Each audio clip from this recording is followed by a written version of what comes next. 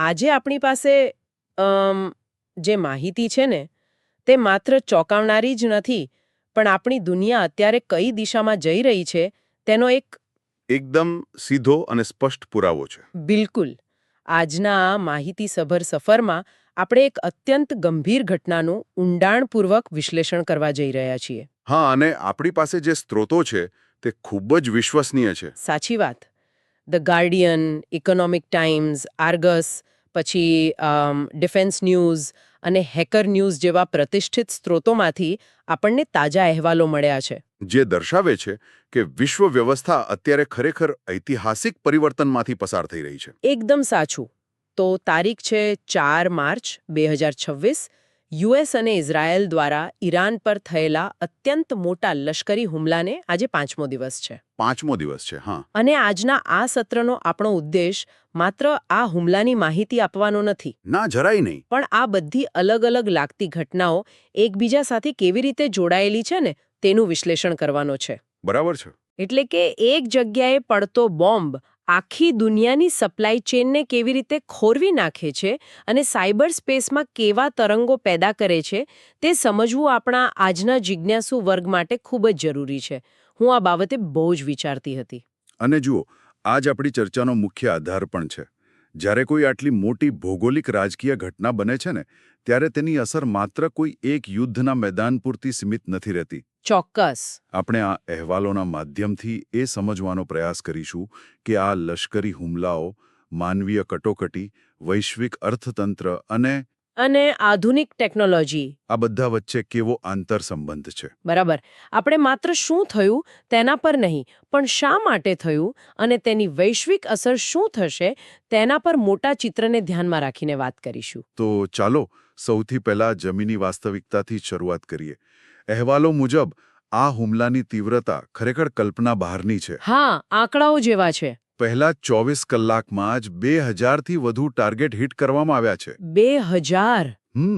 આ આંકડો 2003ના ઈરાક યુદ્ધના પેલા પ્રખ્યાત શોક એન્ડ ઓપરેશન કરતાં પણ ઘણો મોટો છે. આ કોઈ સામાન્ય લશ્કરી કાર્યવાહી તો નથી જ લાગતી. ના, આ કાર્યવાહીનું સ્તર અને તેમાં વપરાયેલી વ્યૂહરચના ખરેખર અભૂતપૂર્વ છે. આ હુમલામાં ઈરાનના સુપ્રીમ લીડર 86 વર્ષીય અલી ખામેની. ઓહ, અલી ખામેની પણ. હા, અલી ખામેની અને તેમના પરિવારના સભ્યો તેમજ અનેક ઉચ્ચ સૈન્ય અધિકારીઓ માર્યા ગયા છે. પરંતુ જો આપણે ડિફેન્સ ન્યૂઝના અહેવાલોનું વિશ્લેષણ કરીએ ને, તો અહીં લશ્કરી ટેકનોલોજીમાં એક બહુ મોટો બદલાવ જોવા મળે છે. કેવો બદલાવ? જો અમેરિકાએ આ ઓપરેશનમાં પ્રથમ વખત લુકાસ એટલે કે LUCAS ડ્રોનનો ઉપયોગ કર્યો છે. આ લુકસ ડ્રોન શું છે? લુકાસ એટલે low cost unmanned combat attack system. અને આ ડ્રોનની સૌથી મોટી વિશેષતા એ છે કે તે ખરેખર ઈરાની શાહેદ 136 ડ્રોનનું જ રિવર્સ એન્જિનિયર્ડ વર્ઝન છે. અરે થોબો, આ થોડું વિચારવા જેવું છે.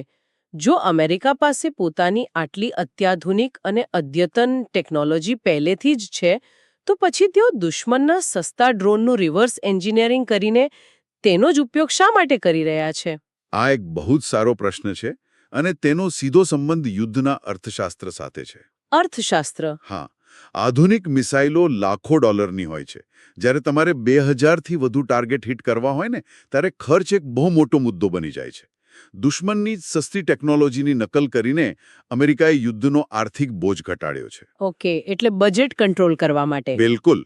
અને સાથે જ દુશ્મનની એર ડિફેન્સ સિસ્ટમને પણ મૂંઝવણમાં મૂકી દીધી છે. પરંતુ આ માત્ર શરૂઆત છે. બીજું શું નવું છે? ડિફેન્સ ન્યૂઝનો અહેવાલ એ પણ દર્શાવે છે કે ઇઝરાયલના F-35 ફાઇટર જેટ્સમાં હવે આર્ટિફિશિયલ ઇન્ટેલિજન્સ એટલે કે AIનો સીધો ઉપયોગ થઈ રહ્યો છે. ઇતિહાસમાં પહેલીવાર એવું બન્યું છે કે કોઈ F-35 જેટ દ્વારા ઈરાનના YAC-130 ફાઇટર પ્લેનને તોડી પાડવામાં આવ્યું હોય. અને આ કાર્યવાહીમાં AIનો બહુ મોટો ફાળો હતો. એક મિનિટ. શું AI ખરેખર કોઈ માનવીય મંજૂરી વગર જાતે જ ટાર્ગેટ પસંદ કરી રહ્યું છે? પૂરેપૂરું જાતે તો નહીં, પણ કારણ કે જો મશીન જાતે જ હુમલાના નિર્ણયો લેવા લાગે તો તે યુદ્ધની આખી વ્યાખ્યા જ બદલી નાખશે. પાયલટ હજુ પણ આખરી નિર્ણય લઈ રહ્યો છે કે નહીં? હા, અહેવાલો મુજબ સિસ્ટમ હજુ પણ પાયલટને માહિતી આપે છે. એટલે આખરી મંજૂરી પાયલટની હોય છે. પરંતુ એઆઈ એટલી ઝડપે ડેટાનું વિશ્લેષણ કરે છે, રડાર સિગ્નલો પકડે છે અને દુશ્મનની ગતિવિધિઓને ટ્રેક કરીને સીધું ફાયરિંગ સોલ્યુશન આપે છે કે પાયલટનું કામ માત્ર એક બટન દબાવવા પૂરતું સીમિત થઈ જાય છે. ઓહ, એટલે મશીનની સ્પીડ એટલી બધી છે કે માણસે વિચારવાનો સમય જ નથી બગડતો? એકદમ સાચું. મશીનની આ ઝડપ સામે માણસનો પ્રતિભાવ સમય ખૂબ ધીમો પડી જાય છે. હવે બીજી બાજુ જોઈએ તો આ હુમલા સામે ઈરાનની પ્રતિક્રિયા પણ એટલી જ તીવ્ર રહી છે. હા, મેં વાંચ્યું કે તેમણે પણ વળતો પ્રહાર કર્યો છે. બિલકુલ. ઈરાનની રિવોલ્યુશનરી ગાર્ડ કોર્પ્સ એટલે કે IRGC દ્વારા ઇઝરાયલ અને ગલ્ફ દેશોમાં આવેલા US બેઝ પર 40થી વધુ બેલિસ્ટિક મિસાઇલો છોડવામાં આવી છે. 40થી વધુ? હા, જેમાં બહેરીન, કતાર અને UAEના લશ્કરી થાણાઓ પણ સામેલ છે. આનો સીધો અર્થ એ થયો કે આ સંઘર્ષ હવે માત્ર બે દેશો વચ્ચે નથી રહ્યો, પણ તે આખા મધ્ય પૂર્વમાં ફેલાઈ રહ્યો છે. મેં કેટલાક અહેવાલો જોયા જેમાં આંતરરાષ્ટ્રીય નેતાઓની પ્રતિક્રિયાઓ ખૂબ જ અલગ-અલગ છે. રાજદ્વારીય સ્તરે સ્પષ્ટ ભાગલા પડી ગયા હોય તેવું લાગે છે. હા, વૈશ્વિક મંચ પર આ મુદ્દે બે સ્પષ્ટ વિચારધારાઓ જોવા મળી રહી છે. બંને પક્ષે શું કહેવું છે? એક તરફ સ્પેનના વડાપ્રધાન પેડ્રો સાન્ચેસ અને કેનેડાના વડાપ્રધાન માર્ક કાર્ની જેવા નેતાઓ છે, જેમણે આ હુમલાઓને આંતરરાષ્ટ્રીય કાયદાનું ઉલ્લંઘન ગણાવ્યા છે. અને તેમનો તર્ક શું છે? પર હુમલો કરી શકશે. જ્યારે બીજી તરફ યુકે જેવા દેશો યુએસની આ કાર્યવાહીને સંપૂર્ણ સમર્થન આપી રહ્યા છે. હા, યુકે તો પોતાના બેઝ પણ વાપરવા દીધા છે. બિલકુલ. યુકે સરકારે પોતાના લશ્કરી થાણાઓનો ઉપયોગ કરવા માટે મંજૂરી આપી દીધી છે. આ દર્શાવે છે કે રાષ્ટ્રીય સુરક્ષાના નામે કરવામાં આવતા હુમલાઓ અને સ્થાપિત આંતરરાષ્ટ્રીય કાયદાઓ વચ્ચેનું આ ઘર્ષણ આગામી સમયમાં સંયુક્ત રાષ્ટ્રમાં મોટી ચર્ચાનો વિષય બનશે. આ બધા રાજકીય અને લશ્કરી દાવપેચની વચ્ચે એક બાબત એવી છે જે મને ખરેખર અંદરથી હચમચાવી ગઈ. ધ ગાર્ડિયનના અહેવાલમાં મેં વાંચ્યું કે યુદ્ધ ભલે ઈરાનની ધરતી પર લડાઈ રહ્યું હોય, પરંતુ તેની એક ખૂબ જ ભયંકર ડોમિનો ઇફેક્ટ ગાઝા પર પડી રહી છે. હા, આ માનવીય પાસું બહુ ગંભીર છે. વર્લ્ડ સેન્ટ્રલ કિચનના સ્થાપક છે જોઝે આન્ડ્રેસ. તેમણે ચેતવણી આપી છે કે આ જ અઠવાડિયામાં ગાઝામાં ખોરાક સંપૂર્ણપણે ખતમ થઈ જશે. પણ અહીં એક સામાન્ય પ્રશ્ન એ થાય છે કે ઈરાન પરના હુમલાને કારણે ગાઝામાં અનાજની અછત શા માટે ઊભી થઈ રહી છે? આ સમજવા માટે આપણે લોજિસ્ટિક્સ અને સુરક્ષા નીતિઓ સમજવી પડે. જરા વિગતવાર સમજાવશો? જુઓ, ઈરાન સાથેના આ મોટા યુદ્ધની શરૂઆત થતાં જ ઇઝરાયેલે સુરક્ષા અને સંભવિત જવાબી હુમલાના ડરથી ગાઝાની તમામ સરહદો અનિશ્ચિત સમય માટે બંધ કરી દીધી છે. અચ્છા, એટલે સપ્લાય કટ થઈ ગયો. હા, ગાઝામાં લગભગ 60% વિસ્તાર ઇઝરાયેલના લશ્કરી નિયંત્રણમાં છે અને ત્યાં મોટાભાગની રાહત સામગ્રી અને ખોરાક બહારથી જ આવે છે. સરહદો સીલ થવાનો સીધો અર્થ છે સપ્લાય ચેનનું સંપૂર્ણ બ્રેકડાઉન. તો તેની બજાર પર શું અસર થઈ? બોર્ડર બંધ થતાં જ બજારમાં લોકોએ ડરના માર્યા બમણી ખરીદી શરૂ કરી દીધી, જેને આપણે પેનિક બાઇંગ કહીએ છીએ. પરિણામે 25 કિલો લોટની ગુણીનો ભાવ જે પહેલા 30 શેકેલ હતો તે સીધો 80થી 100 શેકેલ સુધી પહોંચી ગયો છે. બાપ રે! 100થી 100 શેકેલ! આ આંકડાઓ ખરેખર જમીની હકીકતની ગંભીરતા દર્શાવે છે. પેલા અહેવાલમાં અલા અબુ રકબા અને સોબિયલ ઝનીન જેવા સામાન્ય નાગરિકોના નિવેદનો પણ છે. હા, તેમણે શું કહ્યું છે? તેઓ કહે છે કે તેમને હવે બોમ્બ કે મિસાઇલ કરતાં પણ વધુ ડર ભૂખમરાથી લાગે છે. કમ્યુનિટી બેકરીઓ પાસે પણ માત્ર થોડા દિવસોનો જ લોટ બચ્યો છે. અને આ યુદ્ધની સૌથી કડવી વાસ્તવિકતા છે. માનવીય કિંમત માત્ર ગાઝા પૂરતી સીમિત નથી રહી. બીજે ક્યાં અસર થઈ છે? ઈરાનમાં પણ રેડ ક્રિસન્ટના પ્રાથમિક આંકડા મુજબ 550થી વધુ નાગરિકો માર્યા ગયા છે. દક્ષિણ ઈરાનના મિનાબ શહેરની એક ઘટના ખાસ નોંધવા જેવી છે. મિનાબમાં શું થયું? ત્યાં એક કન્યા પ્રાથમિક શાળા પર પડેલી મિસાઇલના કારણે 165 લોકોના મોત થયા છે અને 100 જેટલા ઘાયલ છે. રિપોર્ટમાં વર્ણન છે કે કાટમાળ વચ્ચે બાળકોના પુસ્તકો વિખરાયેલા હતા. આ વિગતો ખૂબ જ દુઃખદ છે. હા, અને આ ઘટના આધુનિક હથિયારોની ચોકસાઈ પર પણ મોટા પ્રશ્નાર્થ ઊભા કરે છે. મેં એ પણ નોંધ્યું કે જ્યારે એક તરફ મિનાબમાં આ હુમલો થઈ રહ્યો હતો ને, ત્યારે બીજી તરફ સંયુક્ત રાષ્ટ્રમાં કંઈક અલગ જ ચાલી રહ્યું હતું. આ બંને ઘટનાઓ વચ્ચેનો વિરોધાભાસ ખરેખર વિચારવા મજબૂર કરે છે. બિલકુલ. આંતરરાષ્ટ્રીય રાજનીતિનો આ એક અત્યંત કઠોર વિરોધાભાસ છે. પેલા મિલાનિયા ટ્રમ્પવાળી મીટિંગની જ વાત કરો છો ને? હા, એ જ. જે સમયે મેનાબની શાળાનો કાટમાળ હટાવવામાં આવી રહ્યો હતો, બરાબર એ જ સમયે ન્યૂયોર્કમાં સંયુક્ત રાષ્ટ્રની સુરક્ષા પરિષદમાં એક ઉચ્ચ-સ્તરીય બેઠક ચાલી રહી હતી. આ બેઠકનું અધ્યક્ષપદ અમેરિકાના ફર્સ્ટ લેડી મેલાનિયા ટ્રમ્પ સંભાળી રહ્યા હતા. અને તે બેઠકનો મુખ્ય વિષય હતો સંઘર્ષમાં બાળકો, ટેકનોલોજી અને શિક્ષણ. કેવો સંજોગ છે! એક તરફ વિશ્વના મંચ પર બાળકોના શિક્ષણ અને સંરક્ષણની ચર્ચાઓ થતી હોય અને બીજી તરફ વાસ્તવિક દુનિયામાં શાળાઓ પર બોમ્બ પડતા હોય. આ જ દર્શાવે છે કે આંતરરાષ્ટ્રીય કૂટનીતિ કેટલી હદે જમીની વાસ્તવિકતાથી કપાયેલી હોઈ શકે છે. હવે જો આપણે આ બધાની આર્થિક અસરો પર નજર કરીએ તો સાંભળનારોને કદાચ એવો પ્રશ્ન થાય કે મધ્ય પૂર્વમાં ચાલતું આ યુદ્ધ આપણા રોજિંદા જીવન કે આપણા બજારોને કેવી રીતે અસર કરી શકે? મેં રિપોર્ટમાં વાંચ્યું કે પેલા સ્ટ્રેટ ઓફ હોર્મુઝના બંધ થવાની વાત ચાલી રહી છે. આર્થિક દૃષ્ટિકોણથી આ કેટલું મોટું સંકટ છે? જુઓ, આર્થિક દૃષ્ટિએ આ એક વૈશ્વિક ભૂકંપ સમાન છે. આર્ગસના રિપોર્ટ મુજબ સ્ટ્રેટ ઓફ હોર્મુઝ, જે ઓમાન અને ઈરાન વચ્ચેનો એક અત્યંત સાંકડો અને વિશ્વનો સૌથી મહત્વપૂર્ણ શિપિંગ રૂટ છે, તે હવે લગભગ બંધ થઈ ગયો છે. લગભગ બંધ થઈ ગયો છે. હા, ત્યાંથી પસાર થતા જહાજોની અવરજવરમાં 94% ઘટાડો નોંધાયો છે. 94% ઘટાડો, એ તો બહુ મોટો કહેવાય. બિલકુલ. અને આ કોઈ નાની બાબત નથી, કારણ કે વિશ્વનું 20% ક્રૂડ ઓઇલ આ જ સાંકડા રસ્તેથી પસાર થાય છે. ઈરાને ચેતવણી આપી છે કે આ વિસ્તારમાંથી પસાર થતા જહાજોને નિશાન બનાવવામાં આવશે. તો શિપિંગ કંપનીઓ શું કરી રહી છે? પરિણામે શિપિંગ કંપનીઓના વીમા પ્રીમિયમ, જેને વોર રિસ્ક પ્રીમિયમ કહેવાય છે, તે આસમાને પહોંચી ગયા છે અને ઘણા જહાજોએ પોતાના રૂટ બદલવા પડ્યા છે. હા, મેં પણ એ વાંચ્યું હતું કે શિપિંગના ભાડામાં બહુ મોટો ઉછાળો આવ્યો છે. પણ આ ભાડા વધવાથી આખી દુનિયાના બજારોમાં કેવો ફફડાટ છે? જ્યારે આપણે ક્રૂડ ઓઇલના શિપિંગની વાત કરીએ ત્યારે મુખ્યત્વે VLCC એટલે કે વેરી લાર્જ ક્રૂડ કેરિયર્સનો ઉપયોગ થાય છે. આ એવા વિશાળ જહાજો છે જે એકસાથે લાખો બેરલ તેલ લઈ જાય છે. હા, તેના રેટ્સ વિશે રિપોર્ટમાં શું છે?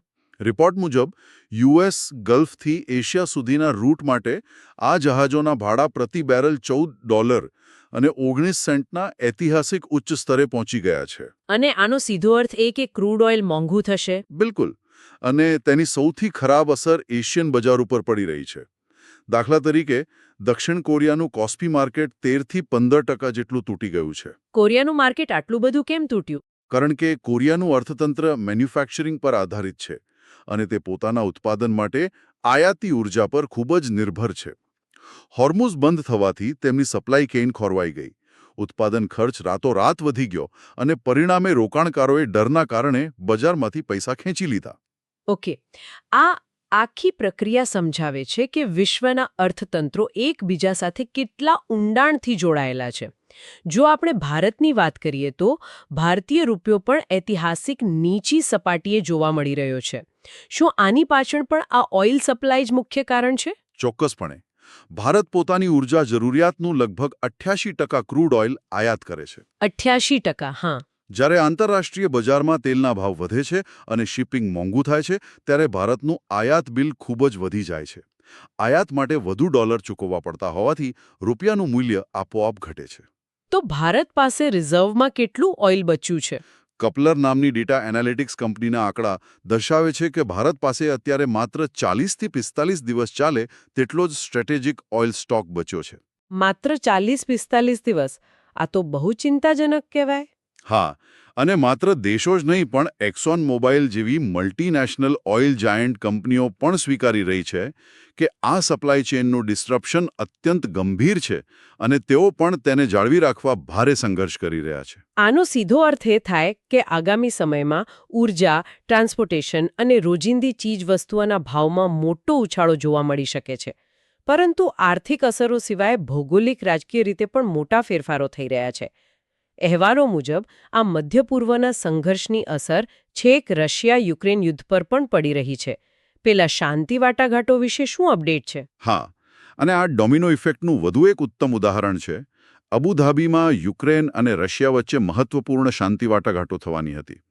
પરંતુ ક્રેમલિનના પ્રવક્તા દિમિત્રી પેસ્કોવે સત્તાવાર નિવેદન આપ્યું છે કે મધ્ય પૂર્વના આ નવા યુદ્ધને કારણે હવે આ મંત્રણાઓ લગભગ અશક્ય છે. વાટાઘાટો રદ કરી દીધી. હા, અમેરિકા અને પશ્ચિમી દેશોનું સંપૂર્ણ ધ્યાન અને સંસાધનો હવે ઇઝરાયલ-ઈરાન સંઘર્ષ તરફ વળી ગયા છે, જેનાથી યુક્રેન મુદ્દે એક પ્રકારનો શૂન્યાવકાશ સર્જાયો છે. યુક્રેનની વાત નીકળી છે તો ધી ગાર્ડિયનના રિપોર્ટમાં ટેકનોલોજીનો એક એવો એંગલ હતો જેણે મને ખરેખર આશ્ચર્યમાં મૂકી દીધી હતી. એવું લાગે છે કે યુદ્ધના મેદાન પર ખાનગી કંપનીઓનું નિયંત્રણ વધી રહ્યું છે. આ પેલો સ્ટારલિંકવાળો મામલો બરાબર શું છે? આ એક બહુ જ મોટો શિફ્ટ છે. અહેવાલ મુજબ યુક્રેનમાં રશિયન સૈન્યની આગળ વધવાની ગતિ અચાનક અત્યંત ધીમી પડી ગઈ છે. કેમ? તેનું મુખ્ય કારણ એ છે કે એલોન મસ્કે અચાનક રશિયનો દ્વારા ઉપયોગમાં લેવાતા સ્ટારલિંક ઇન્ટરનેટ ટર્મિનલની એક્સેસ બંધ કરી દીધી છે. ઓકે, એટલે મસ્કે જાતે જ એક્સેસ કાપી નાખી. હા, સ્ટારલિંક સેટેલાઇટ ઇન્ટરનેટ પૂરી પાડતી સેવા છે જે લશ્કરી સંચાર માટે અત્યંત મહત્વપૂર્ણ છે. આ દર્શાવે છે કે કેવી રીતે એક ખાનગી કંપની અને તેનો માલિક પોતાના એક જ નિર્ણયથી હજારો કિલોમીટર દૂર ચાલતા આંતરરાષ્ટ્રીય યુદ્ધનું પરિણામ બદલી શકે છે. રાષ્ટ્રોની સુરક્ષા હવે પ્રાઇવેટ ટેક કંપનીઓના હાથમાં જઈ રહી છે. અને જ્યારે આપણે ટેકનોલોજીની વાત કરતા હોઈએ ત્યારે આપણે પેલા હેકર ન્યૂઝના અહેવાલને તો અવગણી જ ન શકીએ. અત્યાર સુધી આપણે ભૌતિક યુદ્ધની વાત કરી, પણ ડિજિટલ સ્પેસમાં જે થઈ રહ્યું છે તે કદાચ વધુ ખતરનાક છે. એમેઝોનના ડેટા સેન્ટર્સ પર હુમલાની વાત છે અને તેમાં કોઈ સાયબર સ્ટ્રાઇક એઆઈ ટૂલનો ઉલ્લેખ છે. આ બધું કેવી રીતે ઓપરેટ થઈ રહ્યું છે? આધુનિક યુદ્ધમાં હવે માત્ર જમીન, આકાશ કે સમુદ્રમાં લડાઈ નથી થતી. સાયબર સ્પેસ હવે યુદ્ધનો ચોથો મોરચો બની ગયો છે. સાચી વાત. ઈરાન તરફથી પ્રતિકાર માત્ર બેલિસ્ટિક મિસાઇલો પૂરતો સીમિત નથી. રિપોર્ટ્સ મુજબ ઈરાન સમર્થિત હેકર્સે યુએઈ અને બહેરીનમાં આવેલા એમેઝોન વેબ સર્વિસીસના ડેટા સેન્ટર્સ પર મોટા સાયબર હુમલાઓ કર્યા છે. એમેઝોનના ડેટા સેન્ટર્સ પર જ કેમ? કારણ કે આ ડેટા સેન્ટર્સ પર જ આખા પ્રદેશનું ફાઇનાન્શિયલ નેટવર્ક અને સરકારી ડેટા ટકેલો હોય છે. તેને નિશાન બનાવવાથી આખું અર્થતંત્ર ખોરવાઈ શકે. અને આ સાયબર સ્ટ્રાઇક આઈઆઈ ટૂલ શું છે? અને તેમાં રશિયન હેકર્સ અને 55 દેશો ક્યાંથી આવ્યા? આ કનેક્શન જરા સમજાવશો? સાયબર સ્ટ્રાઇક આઈઆઈ એ એક Chinese open source artificial intelligence tool છે. રશિયન હેકર્સ અત્યારે આ ટૂલનો ઉપયોગ કરીને 55 જેટલા દેશોમાં રહેલા ફોર્ટીગેટ ડિવાઇસ પર ઓટોમેટેડ હુમલાઓ કરી રહ્યા છે. આ ફોર્ટીગેટ ડિવાઇસ શું કામ કરે છે? ફોર્ટીગેટને સમજવા માટે એવું માની લો કે તે કોર્પોરેટ નેટવર્કના ડિજિટલ દરવાજા અને સિક્યોરિટી ગાર્ડ્સ છે. પહેલા હેકર્સને સિસ્ટમમાં ઘૂસવા માટે જાતે મેન્યુઅલી મહેનત કરવી પડતી. હા, કોડિંગ કરીને. બરાબર. પણ હવે આ એઆઈ ટૂલ જાતે જ આ ડિજિટલ દરવાજાઓની નબળાઈઓ શોધે છે અને એક સાથે હજારો સર્વર પર સેકન્ડોમાં હુમલો કરી શકે છે. યુદ્ધની વ્યાખ્યા હવે સરહદોથી વિસ્તરીને આપણા બેંક એકાઉન્ટ્સ, ડેટા સેન્ટર્સ અને પાવર ગ્રીડ સુધી પહોંચી ગઈ છે. આ એક અદૃશ્ય યુદ્ધ છે, પણ તેની અસરો અત્યંત વાસ્તવિક છે. આ આખા વિશ્લેષણ પરથી એ સ્પષ્ટ થાય છે કે આપણે કેવી જટિલ અને એકબીજા પર નિર્ભર દુનિયામાં જીવી રહ્યા છીએ. આજના આ સત્રનો સારાંશ કાઢીએ તો મધ્ય પૂર્વમાં યુએસ અને ઇઝરાયલ લશ્કરી હુમલાઓ કરે છે, જેના પરિણામે સુરક્ષાના કારણોસર ગાઝાની સરહદો બંધ થાય છે અને ત્યાં ખોરાકની અછત ઊભી થાય છે. હા, આખી ચેઇન રિએક્શન છે. અને એ જ યુદ્ધના કારણે પલ્લો સ્ટ્રેટ ઓફ હોર્મોઝ બ્લોક થાય છે, જેથી ભારતમાં તેલની અછતનો ડર ઊભો થાય છે અને દક્ષિણ કોરિયાના શેર બજાર કકડભૂસ થઈ જાય છે. અને આ બધાની સમાંતર સાયબર સ્પેસમાં એઆઈ દ્વારા હજારો સર્વર્સ પર હુમલાઓ થઈ રહ્યા છે. બિલકુલ. આજના સમયમાં આ તમામ ઘટનાઓને કડીઓ જોડવી અત્યંત આવશ્યક છે. આ બધી માહિતીનું વિશ્લેષણ એ જ વાત સાબિત કરે છે કે ગ્લોબલાઇઝ્ડ અર્થતંત્રમાં ભૌગોલિક અંતર હવે કોઈ સુરક્ષા કવચ પૂરું પાડતું નથી. બરાબર છે. હજારો કિલોમીટર દૂર ચાલતો સંઘર્ષ સીધી રીતે આપણા દેશની આયાત, સપ્લાય ચેઇન અને ઇન્ટરનેટ સુરક્ષા સાથે જોડાયેલો છે. આ આંતરસંબંધોને સમજ્યા વિના ભવિષ્યની રૂપરેખા તૈયાર કરવી અશક્ય છે. અને આજના આ માહિતીસભર વિશ્લેષણના અંતે આપણા સૌ માટે વિચારવા જેવો એક બહુ જ મોટો અને ગંભીર પ્રશ્ન ઊભો થાય છે. કયો પ્રશ્ન? જુઓ, આજના આ અહેવાલોમાં આપણે જોયું કે આર્ટિફિશિયલ ઇન્ટેલિજન્સ હવે ફાઇટર જેટ્સમાં જાતે જ ટાર્ગેટ નક્કી કરવા લાગ્યું છે. અને બીજી બાજુ સાયબર સ્પેસમાં પણ ઓટોમેટેડ વિનાશક હુમલાઓ કરી રહ્યું છે. જો ભવિષ્યમાં યુદ્ધના નિર્ણયો મશીનની આટલી પ્રચંડ અને અકલ્પનીય ઝડપે લેવાવા લાગશે તો શું આપણી પરંપરાગત માનવીય મુત્સદ્દીગીરી અથવા રાજકીય મંત્રણાઓ પાસે યુદ્ધ રોકવાનો કે શાંતિ જાળવવાનો સમય બચશે ખરો? આ ખરેખર બહુ ઊંડો વિચાર છે. શું મશીનની સ્પીડ માણસની સમજાવટને પાછળ છોડી દેશે? આ એક એવો પ્રશ્ન છે જેના પર આગામી દાયકાનું ભવિષ્ય નિર્ભર છે. આ વિશે ચોક્કસ વિચારજો. આગામી સમયમાં આવા જ અન્ય મહત્વપૂર્ણ વિષયો સાથે આપણે ફરી મળીશું.